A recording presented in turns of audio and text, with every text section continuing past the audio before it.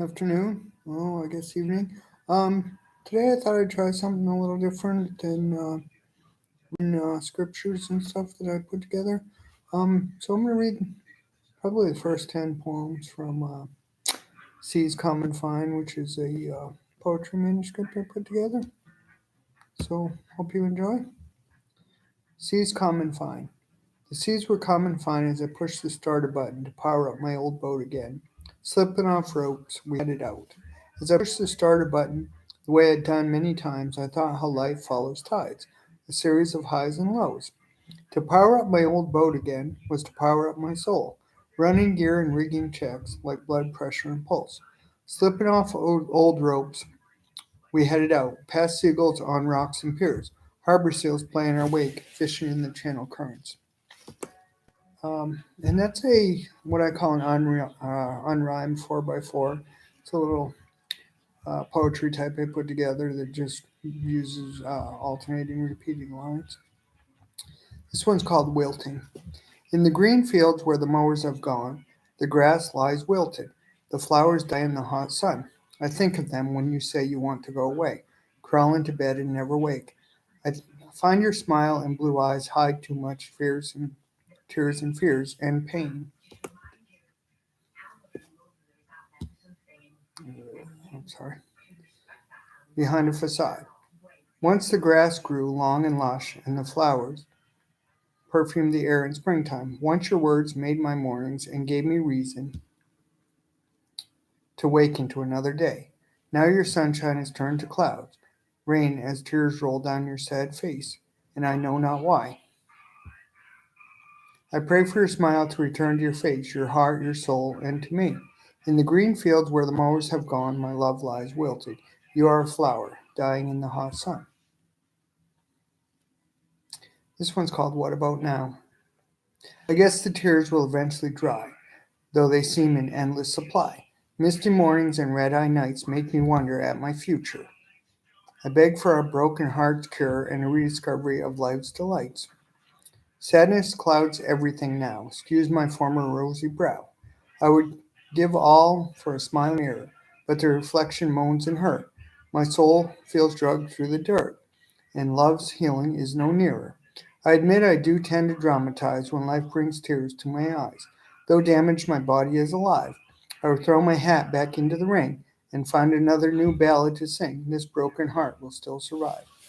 That was the one I tried with a little rhyme scheme. Really doesn't mean much in particular sometimes. In fact, a lot I write about memories and not currently things that are bothering me. Just things that kind of come to me when I'm typing. This one's called Upon a Chain Link Fence. A sign hung upon a chain link fence, warning us of dangers and death within. A sign hung upon a chain link fence. Poison, radiation, cancer, your burden hence. In the name of security, we created this sin to keep America from taking it on the chin. A sign hung upon a chain link fence. Um, Back in the day, I guess when I was worked on airplanes, and we had a lot of areas in my base where you just couldn't go for various security reasons, and they all had big signs on them and told you to not go in or die. So just thought I'd write about it. This is next one's a memory of where I grew up. And I've written this and rewritten it many times, so I'm not sure which version this is. It's called Under the Cellar Stairs. Spiders, big, gray, blind, large, ragged webs wove under the cellar stairs. Mushrooms entwined around wood for the stove under the cellar stairs. Cannon jars confined, a forgotten treasure trove under the cellar stairs. Fearful what I may find, I avoided that dark cove under the cellar stairs. Um, Anyone who knows me knows I'm a big fan of trains. I always have been. When I was in the military, one of my base houses had a huge HO scale layout in the basement. Um, but I just remember from being a boy, many years, even up till now, I've always loved big old steam locomotives. This one's called Train of Paperclips. The Bangor and Aroostook Railroad rolls along riverbanks through woodlands. Cars of potatoes by the hopper load are carried along the rail's steel bands. From the fields of northern Maine steadily south the train steams, through small towns into forest again, an unending journey it seems. Black smoke, steel wheels, pistons, all is noise as she passed by, shaking the earth with 400 tons, a grand sight few can deny. Lou, just hand me a paperclip. Quit pretending you're a train or a spaceship. What's wrong with your brain? This one's called An Outhouse is Leaning.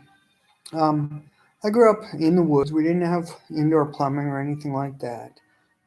So I can relate to this one, although this is based on an old picture I saw in a poetry prompt. An outhouse is leaning. Modernization slowly caught up. Gone are tracts of black dirted farmland, straight rows and tree line, each place resplendent with farmhouse and a red barn full of golden hay bales. Now the land lies empty and rolling, overgrown with bunt prairie grass and rampant with thick wild brush. Crabapple trees slowly rot and lean, a victim of ceaseless wind and neglect. In the mostly disappearing gravel drive, hunters truck park and then wander, leaving behind empty cans and bottles and the ghosts of Dunkin' Donut boxes to slowly be assimilated into the landscape. An outhouse is leaning like a drunk. Legions of sagging, rotten fence posts, held up by strands of rusted barbed wire, slowly sink into quiet oblivion. Modernization inevitably catches up. Swirling smoke. They say the fog tiptoes and fall snow gently blows.